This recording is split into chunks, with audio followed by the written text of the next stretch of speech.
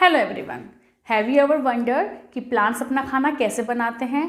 So today we dive into the fascinating world of photosynthesis, वो process जो ना कि सिर्फ अर्थ पे पाई जाने वाली सभी लाइफ फॉर्म्स को फूड प्रोवाइड करता है बल्कि ब्रीथ करने के लिए ऑक्सीजन भी देता है। ये स्टोरी 18th सेंचुरी में एक इंग्लिश केमिस्ट जोसेफ प्रिस्ले के साथ स्टार्ट हुई। जब वो सीरीज ऑफ एक्सपेरिमेंट्स परफॉर्म कर रहे थे तो प्रिस्ले ने ऑक्सीजन गैस डिस्कवर की। ही ऑल्सो नोटिस्ड दैट एक बर्निंग कैंडल को किसी ग्लास जार में रखने से वो थोड़ी देर में बुझ जाती है एंड इसी सेम सेटअप में एक माउस को रखने से वो मर जाता है। लेकिन जब इस सेटअप में एक मीट प्लांट को ऐड किया जाए तो माउस भी सर्वाइव कर जाता है एंड वो कैंडल भी जलती रहती है। इससे ये प्रूफ होता है कि प्लांट्स ऐसा कोई सब्सटेंस रिलीज करते हैं जो कंबशन एंड लाइफ को सपोर्ट करता है। कुछ सालों बाद जैन इंगेनहोर्न्स, एक डच साइंटिस्ट ने ये ऑब्जर्वेशन की कि प्लांट ये गैस ओनली सनलाइट की प्रेजेंस में ही प्रोड्यूस करते हैं।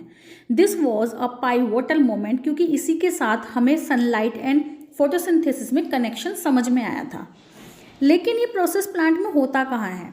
Then enter the 19th century, German botanist Julius von Sachs ने डेमोस्ट्रेट किया कि एक ग्रीन पिगमेंट क्लोरोफिल प्लांट में कुछ स्पेशलाइज्ड बॉडी, जिन्हें हम क्लोरोप्लास्ट कहते हैं, उनमें लोकलाइज्ड होता है एंड क्लोरोप्लास्ट में ही फोटोसिंथेसिस भी होता है। Then Theodor Engelmann, another German botanist, conduct experiments using filamentous algae.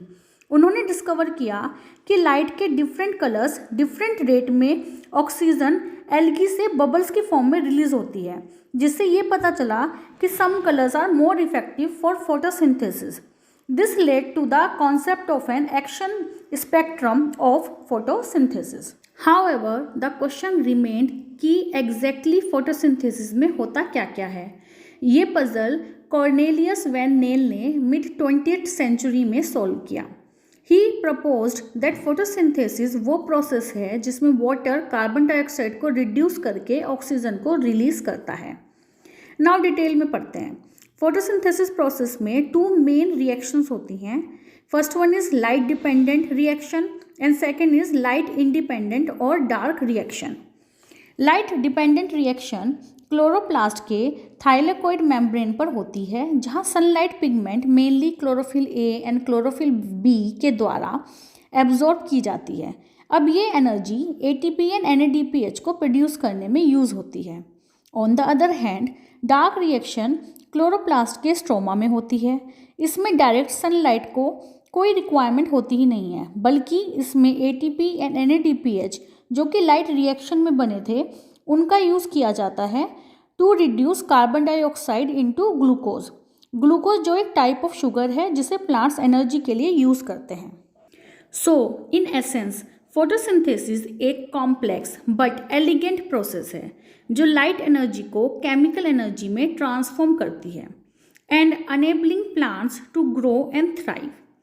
It's a testament to remarkable adaptability of life, harnessing the power of the sun to sustain itself and in the process supporting the vast diversity of life on earth. Presley के early experiment से लेके latest finding तक our understanding of the photosynthesis has come a long way. It's a reminder that the quest for the knowledge is a continual journey जो surprises and discovery से भरा है and जो हमारे चारों ओर वर्ल्ड है उसके लिए हमारा पर्सपेक्टिव भी चेंज कर सकता है।